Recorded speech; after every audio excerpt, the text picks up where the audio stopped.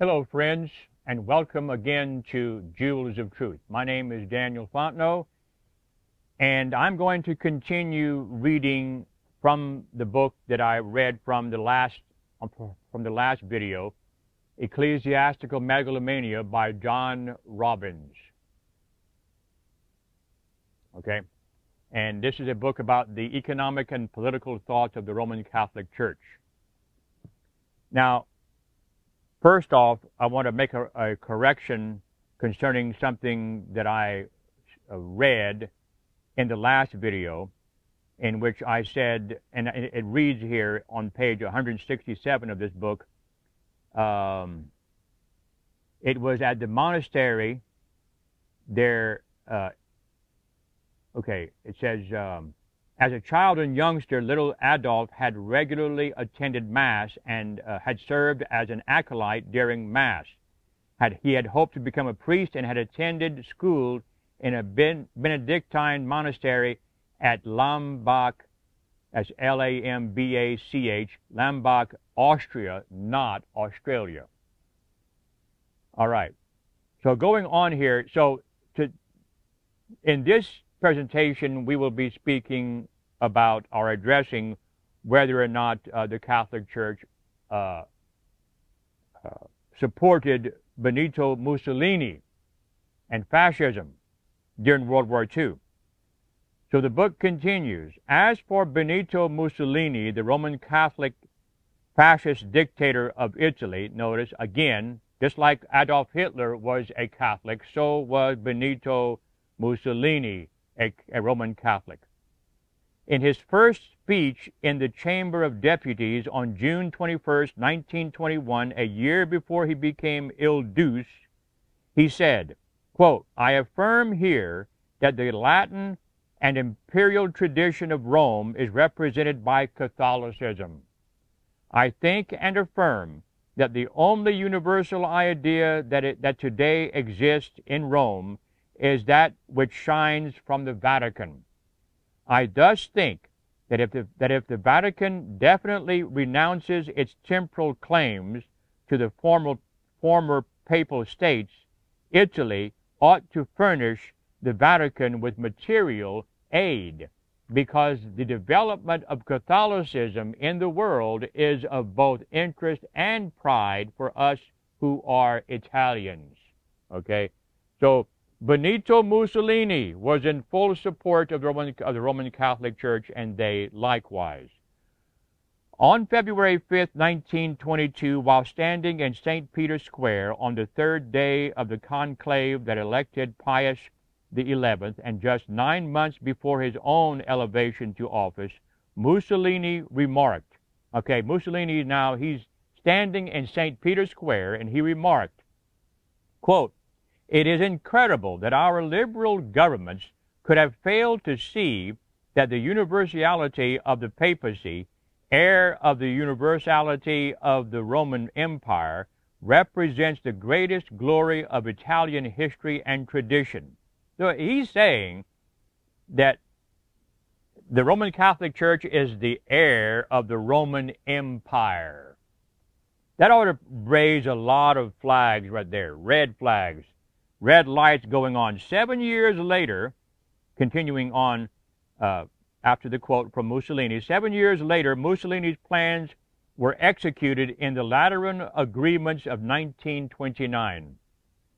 His policy of political reconciliation with the Roman Church state culminated in the Lateran Treaties of 1929, in which Italy solved the Roman question, which had long plagued it, by recognizing the extraterritorial status of the Vatican. The Catholic Church, on the other hand, committed itself to collaborate with the fascist regime, which in turn recognized Catholicism as the dominant faith. So they're married. This is church and state married. Some commentators have suggested that the establishment of the Roman Catholic Church as the state church of Italy contradicted the irreligious doctrines of the fascists. Benci argued that, quote, this view is hardly correct. Fascism proclaims itself to be Catholic, in the sense that Catholicism is one of the many elements in its composition. Yeah, Catholicism is one of the many elements in the composition of fascism. By establishing Catholicism as the state church, it ensures the observance of its own fundamental dogma. Yeah, everything within the state, nothing outside the state. That's the fundamental dogma of both fascism and Catholicism. The Lateran Treaties of 1929, this is after Bentley's quote, John Robbins continues, the Lateran Treaties of 1929 restored the political status of the Roman Church state by recognizing its sovereignty over Vatican City, an area of 108 acres within the city of Rome. According to Lacker, quote, the Pope himself repeatedly referred to Mussolini as a man sent by divine providence and offered his full support for Mussolini's foreign political adventures. Why would you want to belong to a church that supported Mussolini? Even in the conflicts of the 1930s, the Roman Church's complaints were directed not against fascism as such, but merely against its attempt to curtail the Church's prerogatives. After he became ill-used, Mussolini made notes of a meeting with Pius XI in which he quoted the Pope as saying, okay, the Pope said this, I am happy that compatibility has been reestablished between the fascist party and Catholic action. If even the difficulties have disappeared for the Catholics. But I do not see in the whole of fascist doctrine, with its affirmation of the principles of order, authority, and discipline, anything contrary to Catholic conceptions. This is what the Pope said. Pope Pius XI, there's nothing, I don't see anything in fascism that is contrary to Catholic conceptions. This is what the Pope said. The Roman Church state supported Mussolini's campaign against Ethiopia during the 1930s.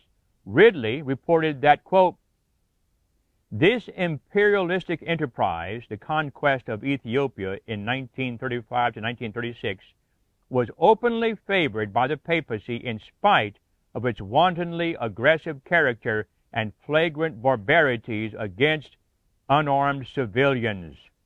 The papacy publicly applauded the imperialistic desire for expansion of this peaceful nation, Italy. High Italian prelates transformed themselves into jigonistic recruiting sergeants. They were highly nationalistic, patriotic, okay? And the final climax of the war, or to speak more accurately, of the mass murder of unarmed primitives by modern science, the capture of Addis Ababa and the flight of the Negroes, was celebrated at the Pope's order by Thanksgiving services and the ringing of bells in all the churches of Italy. The Pope, in fact, was only repeating the historic Thanksgiving that Gregory XIII, 1572 to 1585, had ordered to celebrate the famous massacre of the French Protestants on St. Bartholomew's Eve, August 24th, 1572, an event greeted in Rome with similar rejoicing. So just as they slaughtered those French Protestants back in the 1500s, so they celebrated the slaughter of these people in Ethiopia during World War II. Ridley pointed out that in the 17th century, the Ethiopian Empire had expelled the Jesuits, and the Ethiopian Coptic Church had always resisted Roman Catholic ecclesiastical imperialism. The conquest of the empire by Mussolini brought one more recalcitrant church and people under the influence of Rome. Not only did the Roman Church state support Hitler and Mussolini, it also created its own fascist state in Croatia. Laqueur tells us that, quote, one species of fascism with a time-honored past had a recent revival, and may have a promising future in some parts of the world. This is clerical fascism. Averell Manhattan, a former, and Averell Manhattan, I have quoted him in other epochs of the Jewels of Truth. Averell Manhattan, a former reporter for the British Broadcasting Company, reports that, quote, in Croatia, the Roman Catholic Church erected a state in complete accord with all her tenets. The result was a monster standing upon the armed might of twin totalitarianisms, the totalitarianism of a ruthless fascist state and the totalitarianism of Catholicism.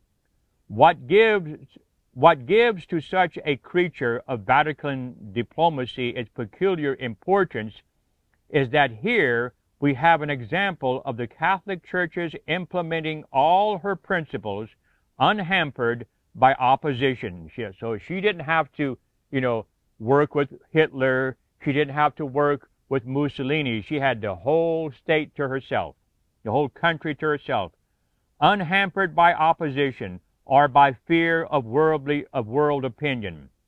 The uniqueness of the independent Catholic state of Croatia lies precisely in this, that it provided a model in miniature of what the Catholic Church, had she the power, would like to see in the West, and indeed everywhere. As such, it should be carefully scrutinized. And even here recently, there was a leader in the Catholic Church, in the hierarchy of the Catholic Church, that said that the Chinese government should be a model for the United States government. A fascist named, now we're done with Averell Manhattan and his quote. Now, John Robbins continues, a fascist named Ante Pavelic was installed as head of the Ustasha regime in Croatia in 1941. The Roman Church State Archbishop issued a pastoral letter ordering the Croatian clergy to support the new Ustasha government. During the years in which the Ustashan government existed, a Franciscan monk, Miroslav Filipovic, managed the Jasenovac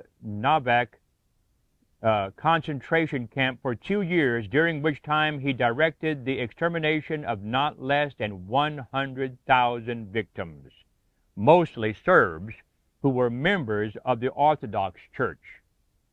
Laqueur reported that the Croat state in Ustasha provides a good example of the dual impact of religion and fascism, resulting in state terrorism unprecedented even by Balkan standards. Roman Church state priests figured prominently among the fascists. Meetings were preceded by church services, and religious flags were carried in the fascist processions. Continuing here, the Roman Catholic Lobella provided more details. After Yugoslavia's capitulation to Germany in 1941, the new state of Croatia was formed, and this gave rise to a band of Catholic fanatics, the Ustashi, who decided to eliminate all non-Catholics in Croatia. Thus, all men, women, and children who were Jews, Gypsies, or Orthodox Serbs were slaughtered by the thousand. In one morning alone, inside an Orthodox church in the village of Glina, the Ustashi brutally murdered more than 700 Serbs.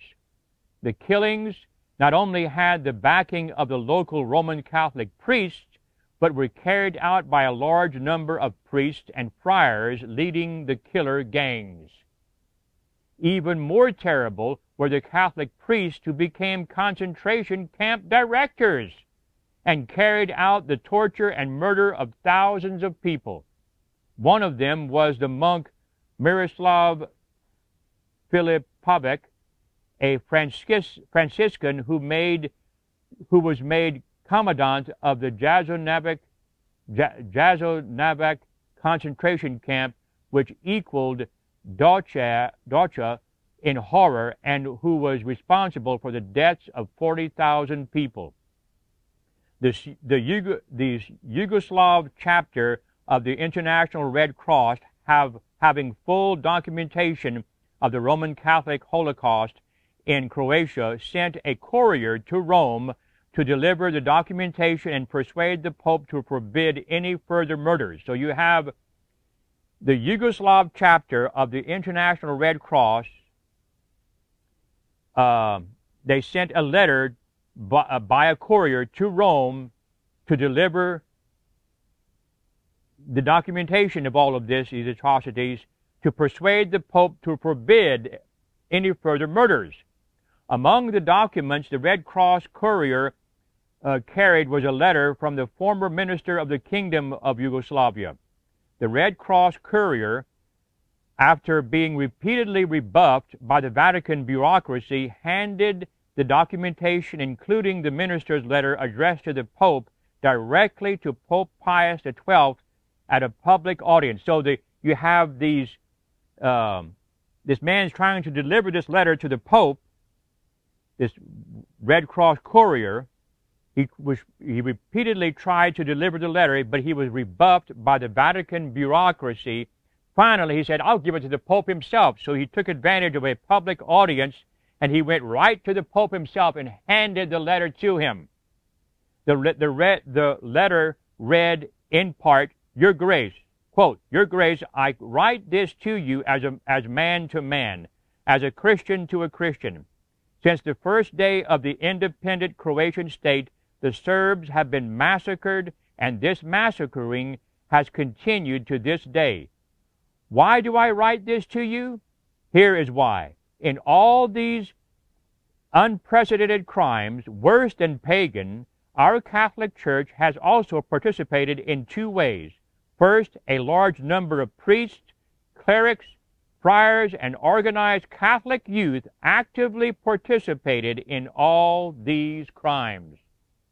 But more terrible even, Catholic priests became camp and group commanders, and as such ordered or tolerated the horrible tortures, murders, and massacres of a baptized people. None of this could have been done without the permission of their bishops. It is the duty of the Church to raise its voice, first because it is a Church of Christ, second because it is powerful. End of letter. The letter was signed by Privislav Grizogono. Boy, it's hard for me to pronounce those words. Former minister of the Kingdom of Yugoslavia, and dated February 8, 1942. Pius XII ignored the documents. Like it reminds me of the Jewish leaders when Christ was on trial, and Judas came to him and to this Jewish priest, the high priest, and handed him the money that he was paid to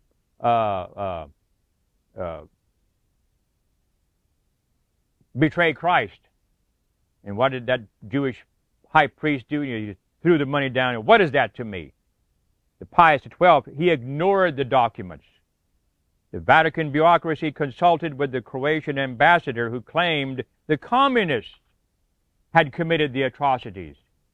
Between 1941 and 1945, the Roman Church state in Croatia murdered an estimated 700,000 Orthodox Serbs and 90,000 Jews and Gypsies. The Vatican neither defrocked nor excommunicated anyone responsible for the Holocaust. Now, this next paragraph, the next couple of two or three paragraphs, dear friends, they're so horrible. And describing what the Catholics did to these people is so horrible, I'm not even going to read it to you. You can get the book yourself. You can read it for yourself. It was horrible. The torture and murder were the result of the teaching of the Roman Church state. This is John Robbins, the author of this book. The torture and murder were the result of the teaching of the Roman Church state, as Acton has said. The Ustachi soon found that killing and disposing of millions of Serbs was less easy than they thought. They also tried to deport hundreds of thousands to Serbia. Consistently, this was done with great cruelty and loss of life. They also sought to forcibly convert remaining Serbs from their Orthodox faith to Catholicism. Croatian rulers, which included at the highest levels of the Croatian Catholic hierarchy, some of whom were they actually participated in the killing, were determined to fully Catholicize and homogenize Croatia. Said one Ustachi priest, the Reverend, I'm not even going to try to pronounce his name, and he shouldn't be called Reverend at all.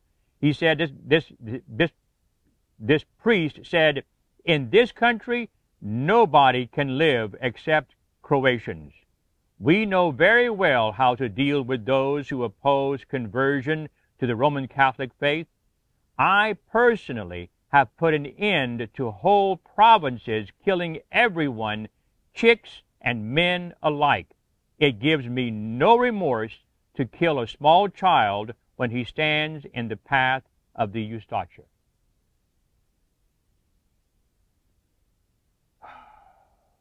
Rumel, I guess you would pronounce his name, provides us with a summary of the estimates of Orthodox Serbs murdered by the Roman Catholic Croatian regime and compared it to other deadly regimes of the 20th century.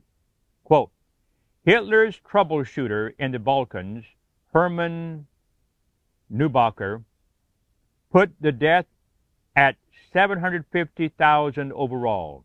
Tito claimed the number killed, which he attributed to the Nazi, to be at least 500,000 in 3 months of 1941. Chetnik estimates were 600,000 to 800,000, with Mihailovic himself preferring the 600,000 estimate as of late 1942. And Serbian estimates give the toll as 750,000. Some of the killers themselves thought they murdered 1 million. When the number of Jews and Gypsies murdered is included, this is more than twice the democide risk for Europeans, including Jews, living under Nazi occupation, and much greater still than the risk of being killed by their own government and citizens living in the Soviet Union or Communist China, or of those living under Japanese occupation during World War II. In other words, it seems to me in this paragraph that the people that were killed in these other countries was more than what Hitler killed. In closing, we can only conclude that one of the most brutal and inhumane regimes of the 20th century, not just the medieval millennium, is the Roman Church state. And the world still hasn't awoken to this. There are terrible, terrible things being committed in this world today. But I truly believe that the root of all of it, most of it, comes from the Roman Catholic hierarchy. God help the United States of America, the Americans, to wake up to the danger of Roman Catholicism.